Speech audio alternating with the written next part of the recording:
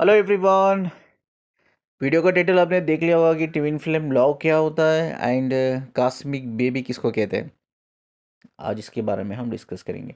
ये वीडियो इतना इम्पोर्टेंट है, हर वो लड़का लड़की जो शादी करने वाले हैं उनको सुनना चाहिए। हर वो कपल्स जो शादी कर चुके हैं और बच्चे हो चुके हैं, ये आपको भी हेल्प करेगा, आपकी नॉलेज विजडम बढ़ाएगा। और आप जब आपके बच्चों के लिए पार्टनर चूज़ करोगे, तब आप ये वीडियो अभी सुनकर जो नॉलेज विजडम गेन करने वाले हो, तब जब आप अपने बच्चों के लिए पार्टनर चूज़ करोगे ना, ये नॉलेज विजडम आपको काम में आएगा, हेल्प करेगा कि अपने बच्चों के लिए एक बेहतर पार्टनर कैसा चूज़ करना है करके। और इस वीडियो से हमें ये भी समझ में आ जाएगा, हर एक नेगेटिव एनर्जी हमारे अंदर एक नेगेटिव साइकोलॉजिकल ट्रेट्स को डेवलप करती है।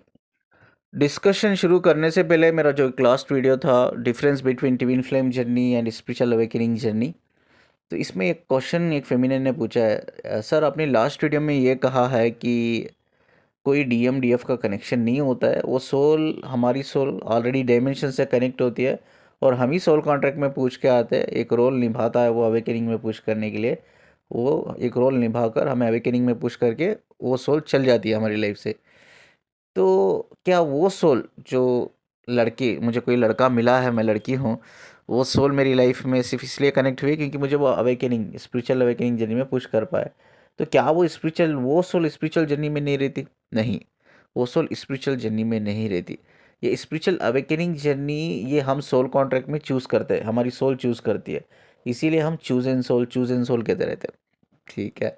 तो वो जो सोल होती है जो एक सिर्फ रोल निभा रही है आपको पुश करने में स्पिरिचुअल अवेकनिंग जर्नी में, तो वो सोल का कोई स्पिरिचुअलिटी से रिलेटेड नहीं होता। या ऐसा कहो, वो सोल अपने सोल कॉन्ट्रैक्ट में ये लिख के नहीं आई है, ये लिख के नहीं आई है कि मुझे एक स्पिरिचुअल अवेकनिंग जर्नी में जाना है करके।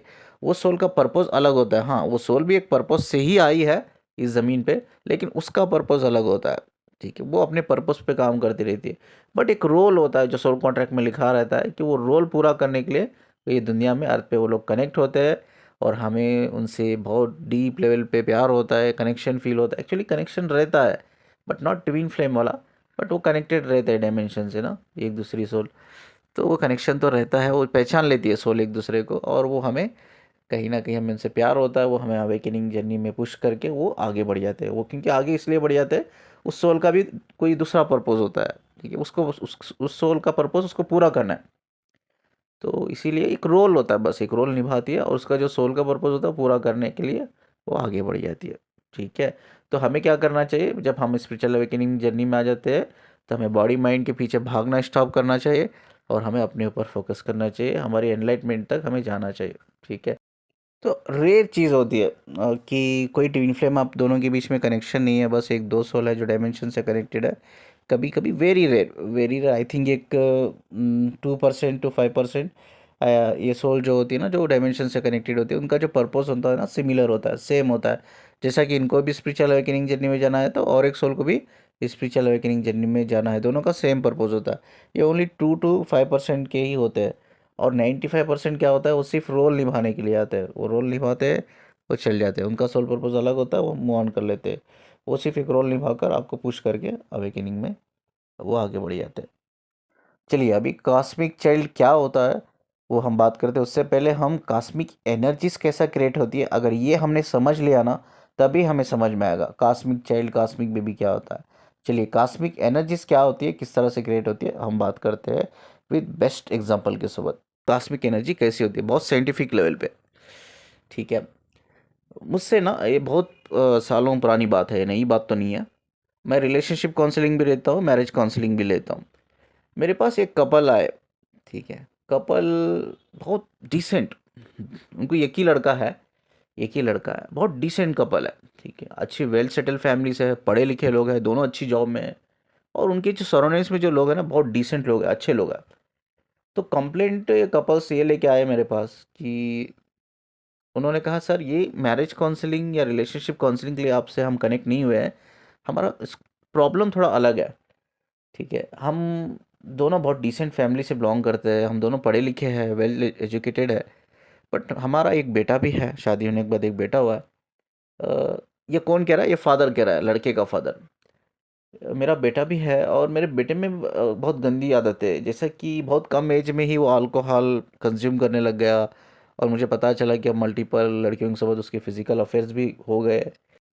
एक बार एक वीडियो मेरे सामने आया एंड मुझे मुझे बहुत पसंद है स्पिरिचुअलिटी और बहुत लाइक करता हूँ इसको, तो मैं ऐसा ही बहुत देखता हूँ वीडियो। तो आपका वीडियो सामने आया तो मुझे जो नॉलेजेबल लोग होते हैं बहुत पसंद है, उनसे बात करना, उनसे कनेक्ट रहना। तो आपकी नॉलेज तो लाइक जेन्यून, मुझे बहुत जेन्यून लगी एंड आल्सो मैं बहुत महीनों से आपकी वीडियो को फॉलो कर रहा हूँ। मैंने बहुत कुछ सीखा है आपकी वीडियो से, आपकी नॉलेज विजडम से ना। तो आपने कहा था कि एंसेस्टर कर्मा जो होता है एनर्जी से क्रिएट होता है, एंसेस्टर एनर्जी से क्रिएट होता है। यस, ये चीज़ मुझे भी पहले से ही पता थी। अब इसी इसी एनर्जीज के बारे में मैं आपसे डिस्कस करने के लिए आपसे जुड़ा हुआ हूँ, आपसे काउंसलिंग ले रहा हूँ।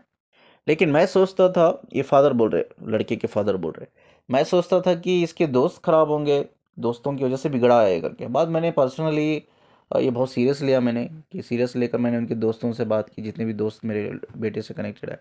वो दोस्त वैसे नहीं है जैसा ये है, उनको भी मैंने ऑब्ज़र्व किया, ये बहुत बिगड़ा हुआ है, लेकिन उसके दोस्त ऐसे नहीं है। तो मुझे बिल्कुल समझ में नहीं आ रहा, मेरे घर में ऐसे नहीं है।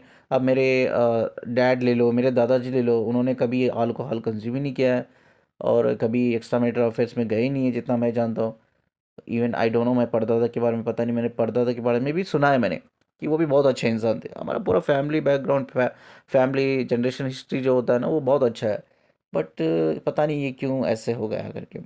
तो दो कपल थे, यानी कि हस्बैंड वाइफ थे। तो मैंने इनके मदर को पूछा कि क्या हुआ, ऐसा कुछ उसने शेयर किया है क्या। मदर को पूछा ऐसा कोई रिलेशन रह गया है क्या आपके लड़के का किसी लड़की के साथ जो ब्रेकअप हो गया। वो बहुत प्यार करता था लड़की से, वो जब ब्रेकअप हो गया, ब्रेकअप होने के बाद ये ऐसी गंदी हरकतों में गया करके। तो उनके मम्मी ने कहा कि नहीं नहीं नहीं, ऐसा कोई सीरियस, मेरा बेटा तो सीरियस ही नहीं होता लड़कियों को लेकर, बस वो कैजुअल रहता है। ऐसा कोई उसका कोई सीरियस इमोशनल रिलेशन नहीं था जिससे ब्रेक होने की वजह से वो टूट गया है या उसकी वजह से वो गंदी आदतों में फॉलो कर रहा है। ऐसा भी कुछ नहीं, ये पैटर्न भी नहीं नज़र आया हमें। तो उनको फाइनली मैंने कहा कि ठीक है कोई बात नहीं, एक बार आपके बेटे से मैं पर्सनली बात करूंगा, हम उसकी काउंसलिंग देंगे। ठीक है। तो इनको, इनके मम्मी को पूछा, वो लड़के के मम्मी को पूछा कि शादी से पहले आपके कोई रिलेशन थे क्या। तो उनके मम्मी ने बोला कि हाँ, रिलेशन तो दो रिलेशन थे मेरे शादी से पहले, और मेरे हस्बैंड को भी पता है। यानी कि जब हमारी शादी नहीं हुई थी, ये मतलब एंगेजमेंट होने से पहले हम दोनों मिले थे, तो मैंने हस्बैंड को बता दिया था कि मेरे दो रिलेशन रह चुके हैं पास्ट में। तो उनके हस्बैंड ने भी कहा हाँ हाँ, मेरी वाइफ ने हमारे एंगेजमेंट होने से पहले ही बता दिया था कि हमारे इसके दो रिलेशन रह चुके हैं करके। बट मेरे कोई नहीं रहे सर रिलेशनशिप, मेरी वाइफ ही मेरी गर्लफ्रेंड भी है और पहली वाइफ है। ठीक है, यानी कि पहली इंसान है जिसके साथ मैं रिलेशन में आया हूँ। तो औरत के ऑलरेडी रह चुके हैं, दो बॉयफ्रेंड रह चुके हैं मैरिज से पहले, वो बता दिया इन्होंने, शादी से पहले बता दिया, उसका कोई इश्यूज नहीं है। ठीक है। बात उनको कॉस्मिक एनर्जीज क्या होती है मैंने समझाया, वो आपको मैं आगे समझाता हूँ। तो ये काउंसलिंग मैंने एंड किया। तो मैंने उनके मम्मी से बोला, वो लड़के के, तो आपसे मुझे ना कुछ पर्सनल बात करनी है, कल आप मुझे कॉल करो। ठीक। तो उन्होंने कॉल किया मुझे। कॉल करने के बाद मैंने उनको एक पर्सनल क्वेश्चन पूछा कि आपने कहा था कि दो आपके रिलेशन रह चुके हैं, क्या ये दोनों रिलेशन में आप इमोशनल हुए थे। तो उन्होंने कहा हाँ, पहला जो लड़का था उसके साथ मेरा फिजिकल इमोशनल दो भी था, बट आई एम नॉट, उसके बाद ब्रेकअप हो गया, कुछ हमारे बीच में जमा नहीं, तो ब्रेकअप हो गया। तो मैं जल्दी निकल गई, इमोशनली हील कर लिया मैंने। उसके बाद और एक लड़का मेरी लाइफ में आया, उसके साथ भी मेरे दोनों थे, फिजिकल इमोशनल दोनों था। उससे मैं बहुत डीपली कनेक्टेड थी, इमोशनल बहुत डीपली। और रिलेशन में आई मैं उसके साथ, रिलेशन में बहुत साल के बाद मुझे पता चला कि वो ऑलरेडी मुझे चीट कर रहा है, किसी और लड़के के साथ भी कनेक्ट है और शराब भी पीता। बाद मैंने ब्रेकअप ले लिया उससे, मैंने बोल दिया मुझे नहीं चाहिए। लेकिन उसके साथ मेरा इमोशनल बहुत ज़्यादा था, मैं उसको हील ही नहीं कर पाई। बहुत साल लगी मुझे हील करने के लिए, बहुत साल। तो उस दौरान ये मेरे अरेंज मैरिज हो गई, यानी कि मेरी फैमिली ने चूज़ किया एक लड़के को। तो हमारी बात भी पर्सनली मैंने बात की अपने हस्बैंड से, यानी कि अब जो मेरे हस्बैंड है उनसे। तो उनको तभी बता दिया कि मैं दोनों के साथ ऑलरेडी मेरा रिलेशन था, दो लड़कों के साथ। तो अब तो हम मॉडर्न ज़माने में जीते हैं, तो उन्होंने कहा इट्स ओके, कोई बात नहीं, ऐसा होता है, मैंने सुना आजकल रिलेशन में रहते हैं लोग, तो कोई बात नहीं, आपका पास्ट है वो, उसका मुझे कोई प्रॉब्लम नहीं है। तो उसके बाद हमने शादी कर ली और हमने डिसाइड किया कि बस हमें एक ही बच्चा चाहिए। तो एक ही बेटा हुआ। लेकिन बेटा जैसे जैसा बड़ा हुआ ये हरकतें आई करके, मतलब गंदी हरकतें आ गई बेटे में। तो मैंने उनको और एक पर्सनल क्वेश्चन पूछा कि शादी होने के बाद भी क्या आप अपने हस्बैंड से इमोशनली कनेक्टेड थी। तो उन्होंने कहा नहीं सर, शादी तो मैंने कर लिया, मेरे पास कोई ऑप्शन नहीं था, बट मैं अपने हस्बैंड से कभी भी इमोशनल कनेक्ट नहीं हुई क्योंकि वो बंदे से मैं कनेक्टेड थी। तो मैंने उनको और एक क्वेश्चन पूछा, क्या आप उस बंदे से इमोशनली कनेक्टेड थी? तो वो लेडी ने कहा हाँ सर, मैं कनेक्टेड, बहुत ज़्यादा कनेक्टेड थी ड्यूरिंग प्रेगनेंसी। इवन प्रेगनेंसी के बाद भी 4-5 साल का मेरा बच्चा था, तब मैंने धीरे धीरे यानी कि इमोशनली उस लड़के से मैंने हील किया। 5 साल बाद, मेरा बच्चा होने के बाद भी 5 साल बाद मैंने उसको धीरे धीरे मैंने इमोशनली हील किया, लेकिन वो लड़का मेरे दिमाग में रहता था। ठीक है, अब कास्मिक एनर्जी क्या होता है आपको समझाता हूँ। ये सिर्फ आपको कास्मिक एनर्जी के बारे में समझाने के लिए स्टोरी शेयर किया मैंने। देखिए, ये जो मैं कह रहा हूँ ना, ये completely based on my research and study. ठीक है, ये चीज़ जो अब मैं बताने जा रहा हूँ इस ये वीडियो में, आई थिंक बहुत रेयर लोगों को पता होगा, यानी कि जो कम से कम जो इंसान फ्रीक्वेंसी वाइब्रेशन पे लंबे समय तक रिसर्च किया है, काम किया है, उसको ही पता होगा। उसके अलावा किसी को पता नहीं है जो विजडम मैं देने जा रहा हूँ अभी। ये कॉस्मिक एनर्जी किस तरह से काम करती है, अब जैसा ये स्टोरी में हमने ये सुना, उनके पिताजी ने कहा कि उनकी कोई बुरी आदतें नहीं है, उनके जनरेशन में भी, पास्ट जनरेशन में भी कोई बुरी आदतें नहीं है, और ये लड़की जो कपल्स है दोनों डिसेंट फैमिली से बिलोंग करते हैं। बट क्या हुआ, ये लड़की ने उस लड़के से शादी की जो आप करंट हस्बैंड है, लेकिन वो इमोशनली अपने हस्बैंड से कनेक्ट नहीं हो पाई, बिकॉज वो किसी और लड़की के साथ रिलेशनशिप में थी पास्ट में, एंड उसके साथ वो इमोशनली कनेक्टेड थी इवन ब्रेकअप हो जाने के बाद भी। ठीक है, मैंने कहा ना, लड़की तभी फिजिकल होती है तब वो इमोशनली कनेक्ट होती है, और इमोशनल बॉन्ड बहुत स्ट्रांग हो जाता है। वो जब किसी से प्यार करती है, इमोशनल बॉन्ड बड़ा स्ट्रांग होता है फीमेल में, ठीक, उस इंसान को लेकर। अब ये इमोशनली कनेक्टेड थी। अब कॉस्मिक एनर्जी क्या होता है, अब इनो जो ये जब पेरेंट्स है ना, ये पेरेंट्स एक्चुअली उस बच्चे के बायोलॉजिकल पेरेंट्स है, यानी कि फिजिकल डीएनए दोनों का मैच कर रहा है, डीएनए के हिसाब से उनका ही बेटा है वो। ठीक है, अब एनर्जी एनर्जी लेवल पे क्या होता है, कोई भी इंसान से, एक औरत कोई भी मर्द से पास्ट रिलेशन से इमोशनली अगर कनेक्ट होती है, अगर उससे शादी नहीं होती है, वो किसी और से शादी करती है, अगर तब तक और से जब वो शादी करती है प्रेग्नेंट होने से पहले, अगर वो औरत इमोशनली हील नहीं कर पाती है उसके पास्ट लवर को, तो उसकी एनर्जी उसके चक्रा से कनेक्टेड रहती है, मैंने लास्ट वीडियो में भी बताया। ठीक है, उसके एनर्जी सेंटर से कनेक्टेड होती है। जब वो प्रेग्नेंट होती है उसके करंट हस्बैंड के साथ, जब उसकी एनर्जी क्रिएट होती है, यानी कि वो बच्चे की एनर्जी क्रिएट होती है ना, तो वो जो पास्ट लाइफ की लवर की एनर्जी भी उससे कनेक्ट रहती है, किससे? उसकी मदर से, यानी कि जो बच्चा है पेट में, यूटेरस में, वो औरत की चक्रा से वो एनर्जी कनेक्ट होती है पास्ट लाइफ लवर की। ठीक है, पास्ट लाइफ नहीं कहूँगा, पास्ट लवर की। ठीक है, तो क्योंकि अभी इमोशनली हील नहीं किया है उसने, अगर वो इमोशनली हील कर लेती ना, वो एनर्जी वो कंप्लीटली हील हो जाती है, वो डिस्ट्रॉय हो जाती है, वो चक्रा में नहीं रहती है, डिस्ट्रॉय हो जाती है। लेकिन ये लड़की बोल रही है, ये औरत बोल रही है, मैं इमोशनली हील ही नहीं कर पाई, जब मैं प्रेग्नेंट थी तभी भी मैं इमोशनली कनेक्टेड थी। ठीक है, जब वो लड़के की यानी कि उसके बच्चे की एनर्जी क्रिएट हुई, तो वो एनर्जी भी उसके जो पास्ट लवर था उसकी एनर्जी से जुड़ गई, कनेक्ट हो गई। ठीक है, अब मैं आपको ये बताता हूँ, बायोलॉजिकल पेरेंट्स है, फिजिकल डीएनए दोनों का सेम है, बट कॉस्मिक एनर्जी लेवल पे वो फेमिनिन की एक एनर्जी है, लेकिन वो हस्बैंड की एनर्जी उस बच्चे से जुड़ी नहीं है। ठीक है, वो सिर्फ माँ की एक एनर्जी जुड़ी हुई है और एक एनर्जी जुड़ी हुई है उनका जो पास्ट जो रिलेशन था, पास्ट लवर था, उनकी एनर्जी से वो कनेक्टेड थे। वो पास्ट लवर की एनर्जी उससे कनेक्ट हो गई वो बच्चे से, जब एनर्जी क्रिएट हुई तो वो पास्ट लवर की एनर्जी और ये मदर की एनर्जी दोनों कनेक्ट हो गई। हस्बैंड की एनर्जी कनेक्ट ही नहीं हुई कॉस्मिक लेवल पे, बट फिजिकल लेवल पे देखा जाए तो डीएनए दोनों का सेम है, बायोलॉजिकल पेरेंट्स दोनों ही कंसिडर किया जाता है, बट एक कॉस्मिक एनर्जी लेवल पे ये उसकी एक मदर की एनर्जी है, बट अनफॉर्चुनेटली वो फादर की एनर्जी नहीं है, उसके पास्ट लवर की एनर्जी है। ठीक है, ऐसा कॉस्मिक एनर्जी इस तरह से क्रिएट होती है। तो इमोशंस बहुत इंपॉर्टेंट चीज़ है। तो कहते हैं ना, emotions is a big investment. जब आप रिलेशन में रहते हो ना, it's a big big big investment. आप किसी इंसान के साथ इन्वेस्ट कर रहे हो ना, इट्स ओके फाइन, आप उस बंदे से उसकी शादी नहीं होती है, उस बंदी से शादी नहीं होती, इट्स कम्प्लीटली फाइन यार, बट वो इंसान सही होना चाहिए, चाहे वो औरत हो या मर्द हो, इंसान सही होना चाहिए। इसे emotion is a big investment. यानी कि इधर देखा जाए तो उसके जो पास्ट लवर की जो एनर्जी है वो एक कॉस्मिक एनर्जी से कनेक्ट हो गई। औरत इमोशनल फिजिकल होकर वो पास्ट जो लवर था उनसे कनेक्ट हो गई।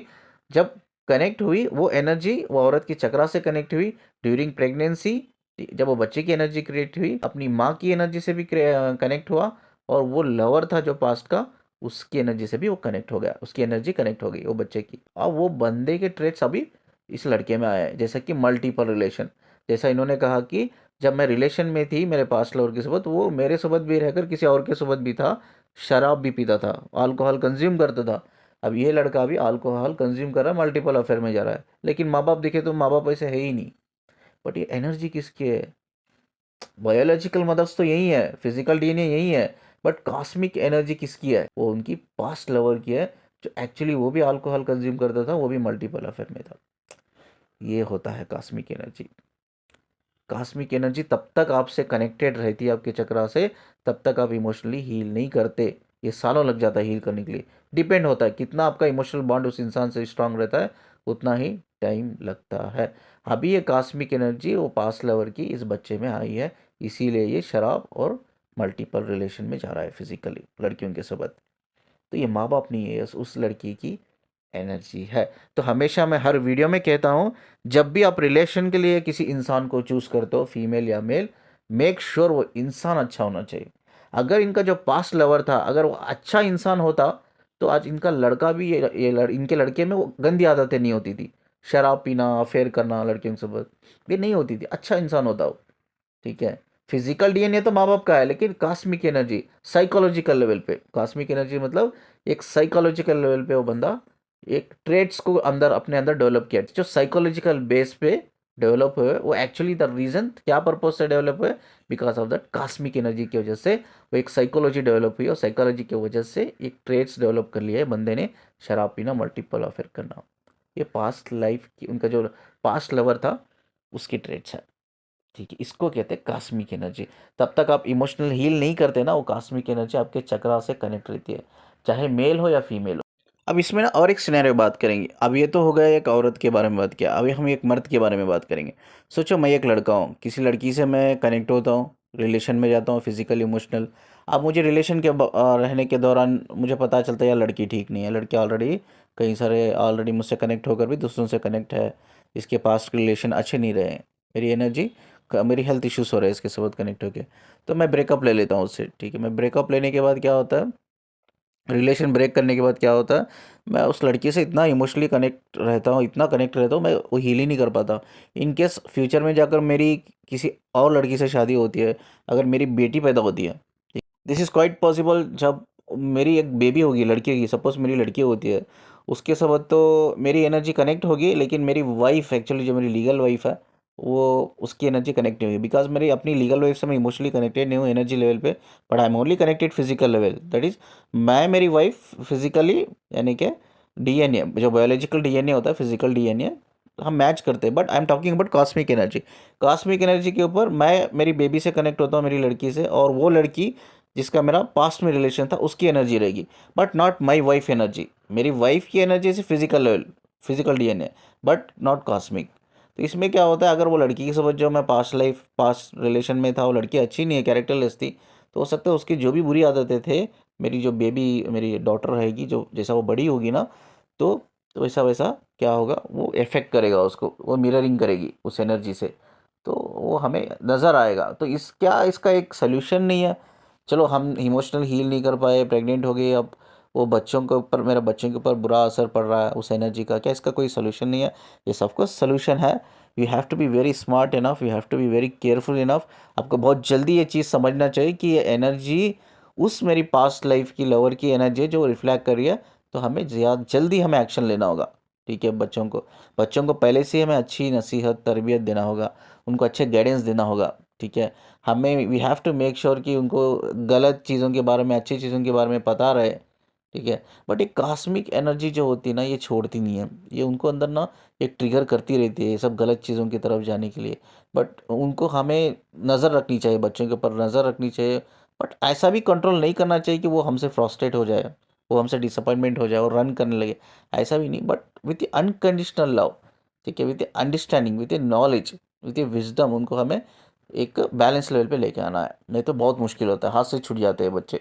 तो जो भी ये वीडियो सुन रहे हैं ना, जो भी लड़कियां शादी करने वाली है या शादी करने वाले लड़के हैं, तो एक चीज़ मैं आपको बोलता हूँ, हम क्या करते हैं, हम कनेक्ट करते हैं लड़कियों से लड़कों से, और लड़कियां कहती है हाँ मेरा पास्ट में इतने लड़कों से रिलेशन रह गया है। हम लोग बोलते हैं चलो कोई बात नहीं, मैं एक्सेप्ट करता हूँ तुम्हें, वो तुम्हारा पास्ट था ना, भूल जाओ।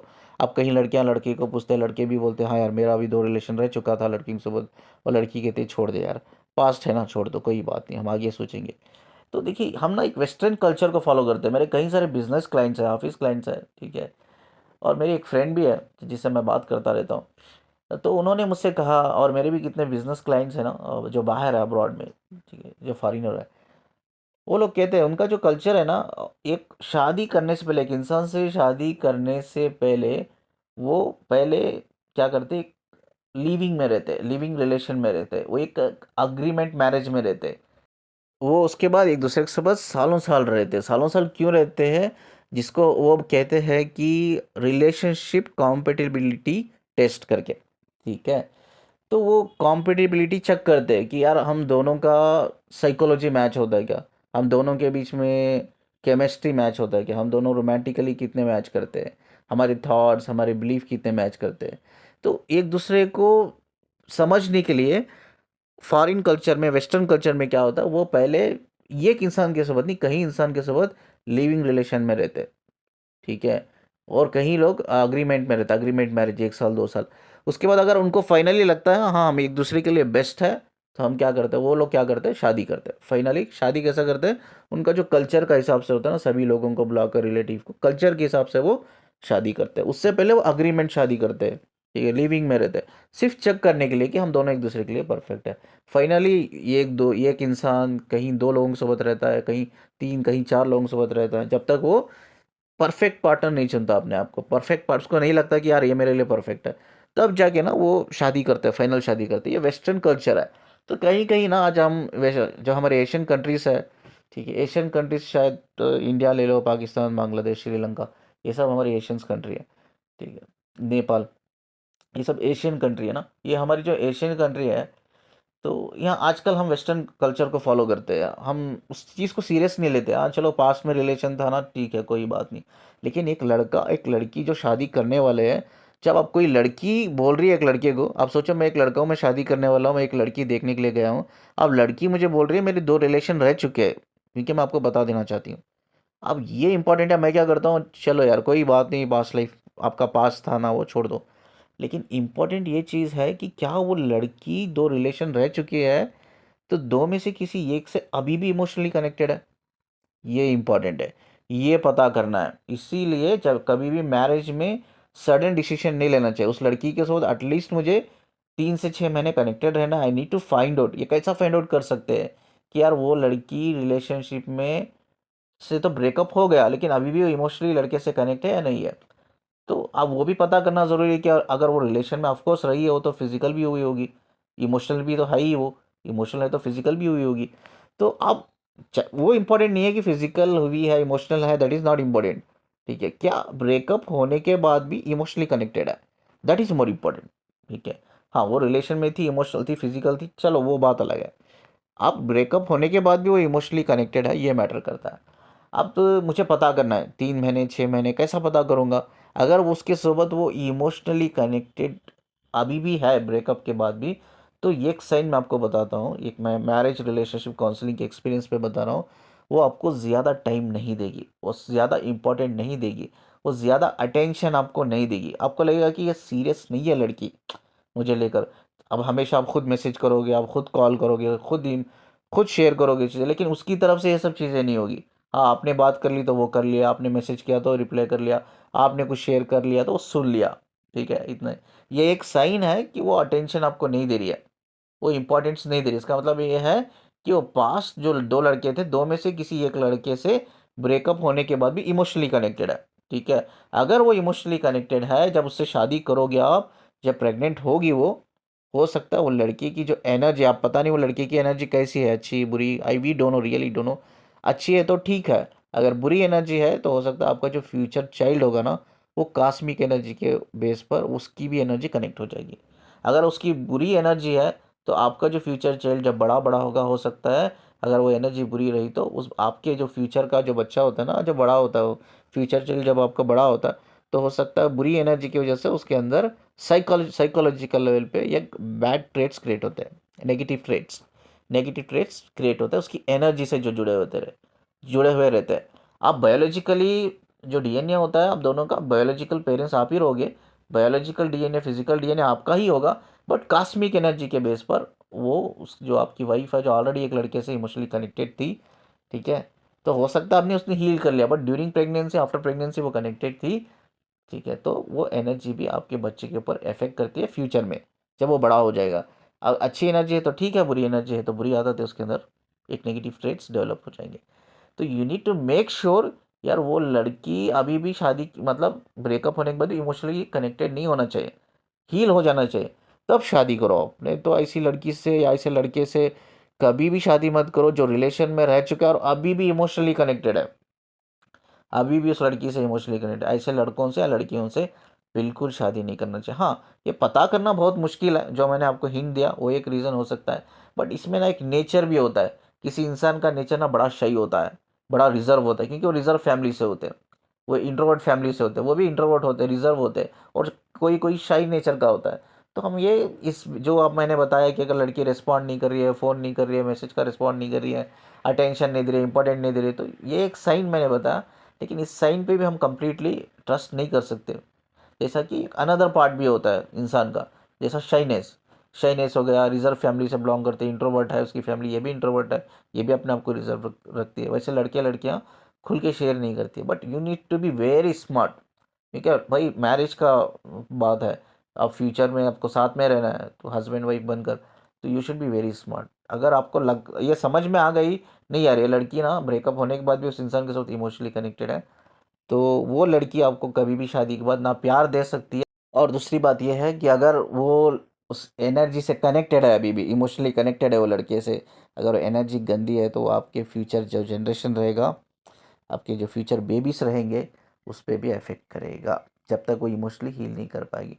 तो you have to make sure कि उसका ब्रेकअप होने के बाद वो इमोशनली उससे हील कर चुकी है, अगर नहीं कर चुकी है या नहीं कर चुका है, दोनों के लिए बोल रहा हूँ, ठीक है, तो शादी मत करो, सिंपल सी बात है। ये वेस्टर्न कल्चर को हम फॉलो कर रहे हैं, ठीक है, ये चीज़ आपको जो मैं अभी वीडियो पे बता रहा हूँ कोई नहीं बताएगा, ये इंसान वही इंसान आपको बता सकता है जो एनर्जी फ्रीक्वेंसी के ऊपर डीप स्टडी किया होगा, रिसर्च किया होगा, उसको ही पता रहता है, ठीक है, इसको कहते हैं कॉस्मिक एनर्जी।